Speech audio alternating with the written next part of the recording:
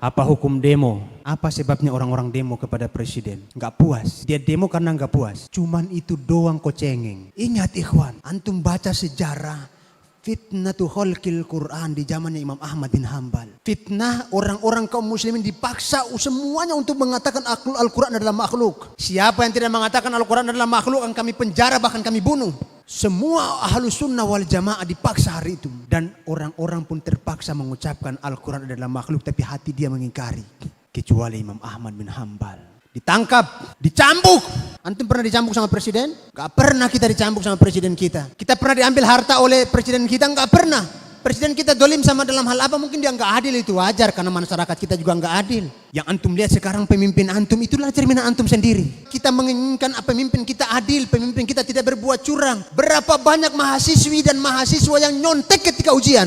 Antum nyontek pengen pemimpin yang adil, salah. Ketika antum nyontek, pemimpin antum akan nyontek. Ketika antum curang dalam ujian, pemimpin antum akan curang kepada antum. Jadi kenapa antum demo? Yang adalah kita memperbaiki diri kita, membenahi diri kita. Jangan sampai keadaan itu lebih buruk daripada setelahnya. Berapa banyak mahasiswa-mahasiswi yang nyontek ketika ujian. Toh dia mengharapkan untuk pemimpin yang adil. Yang angkat pemimpin siapa? Yang nyontek tadi. Yang nyuri tadi yang nyontek. Yang kerjasama tadi yang angkat pemimpin. Bagaimana pemimpin kita mau jujur? Bagaimana pemimpin kita mau adil kalau antum yang angkat pemimpinnya? Sekarang kita kenapa demo? Kenapa kita protes? Jujur ketika anda lihat orang-orang demo itu benci kali anda sama. Bukan anda benci kepada orang Islam, tapi anda benci dengan perilaku mereka demo. Ingat Imam Mujahid ketika menafsirkan ayat doa orang-orang mukmin, waja'alna lil muttaqina imama, dan jadikanlah untuk kami Allah pemimpin-pemimpin yang bertakwa di antara kami. Apa kata Imam Mujahid? Kalian tidak akan mendapatkan pemimpin yang bertakwa illa antasluka maslakal muttaqin, kecuali kalian berpedoman sebagaimana pedoman orang-orang yang bertakwa, baru kalian akan mendapatkan pemimpin yang bertakwa. Sampai-sampai para ulama kita mengatakan apa? Kalau seandainya, antum dengar baik-baik ini perkataan, bukan perkataan aneh, ini perkataan para ulama. Kalau seandainya cambuk yang digunakan untuk memukul Imam Ahmad itu dipukulkan ke onta, pasti onta itu akan mati. Siapa di antara antum pernah dicambuk seperti itu? Itu babak belur ini semua Imam Ahmad ini. Ulama yang punya jutaan umat, yang punya jutaan apa? Jutaan pengikut. Sampai-sampai muridnya ketika melihat tadi itu mengatakan apa? Wahai Imam Ahmad, kalau seandainya kau memerintahkan kami untuk bunuh dia, kami akan bunuh dia. Bukan sekedar demo. Orang-orang dulu lebih berani daripada kita. Kalau seandainya kau mengatakan kepada kami, wahai Imam, untuk menghunuskan pedang untuk kami berontak, kami akan memberontak kepadanya. Apa kata Imam Ahmad bin Hambal? Kalian harus sabar dan taat kepada pemimpin kalian. Kita belum ada apa-apanya, ikhwan. Belum seberapa cobaan yang ada. Ada yang mengatakan, Ustadz, kalau kita diam saja negara kita ini jadi apa? Ustadz, kalau kita diam saja agama Islam ini mau dikemanakan?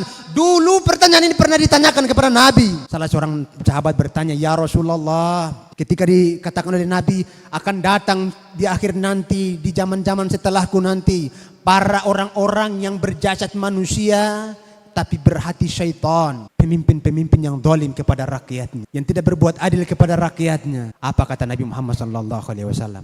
Nabi tidak mengatakan kepada dia, kalau kau diam saja agamamu nanti mau dikemanakan. Tapi Nabi berpesan kepadanya. Apa kata Nabi? Isma' wa tuti'. Ketika ditanya, ya Rasulullah, apa yang harus kami lakukan wahai Nabi? Ketika kita melihat keadaan seperti ini, apa kata Nabi? Engkau harus dengar dan taat kepada pemimpinmu. Taat kepada pemimpin kita. Salah seorang ketika kami masih kuliah, salah seorang dosen kami, tidak perlu kita sebutkan nama beliau. Beliau membandingkan antara Presiden Soeharto, kemudian Presiden Mursi, Presiden Mesir, kemudian juga Bashar Assad. Beliau mengatakan kalau antum lihat dari 3 presiden ini, presiden yang paling sayang dengan rakyatnya adalah Soeharto. Yang paling sayang dengan rakyat itu siapa? Soeharto. Ketika terjadi kudeta, itu banyak militer yang masih senang sama dia. Kalau hari itu dia mempertahankan jabatannya sebagaimana jabatannya Mursi mempertahankan jabatannya, habis semuanya itu masyarakat yang ada di lapangan Merdeka. Ditembak mati semuanya. Kalau dia suruh waktu itu. Tapi karena dia sayang kepada kaum muslimin, dia rela mengundurkan dirinya. Bila diturunkan itu mau menghilangkan apa? Korupsi. Tapi semakin baik enggak korupsinya? Semakin buruk. Makanya benarlah kata Syekhul Islam Ibnu Taimiyah ketika membahas masalah ini, beliau mengatakan tidaklah satu pemimpin pun dikudeta, melainkan pemimpin setelahnya jauh lebih buruk daripada pemimpin yang dikudeta. Tidaklah satu pun pemimpin dikudeta. Antum harus patah telinga baik-baik. Tidaklah satupun pemimpin dikudeta, melainkan akan datang pemimpin setelahnya jauh lebih buruk daripada pemimpin yang dikudeta. Betul apa yang dikatakan oleh ulama kita. Ulama kita mengukur dengan ilmu, bukan mengukur dengan perasaan. Sehingga ulama kita sekelas Imam Ahmad bin Hanbal, apa kata dia? Kalian harus bersabar. Bersabar itu jauh lebih baik daripada kalian memberontak. Demo hendaklah jangan antum ikuti. Ketika antum didemo oleh masyarakat satu RT, antum malu nggak kira-kira? Antum malu kan? Ini pemimpin kita di demo, yang namanya dikenal oleh semua orang, dipermalukan di hadapan masyarakat, belum di kalangan masyarakat. Apakah layak seperti itu kita sebagai agama Islam? Apakah layak seperti itu kita sebagai umat Islam? Apakah layak seperti itu kita sebagai umat yang beradab, umat yang berakhlak, umat yang berperadaban? Tidak ada solusi kecuali kita harus bersabar.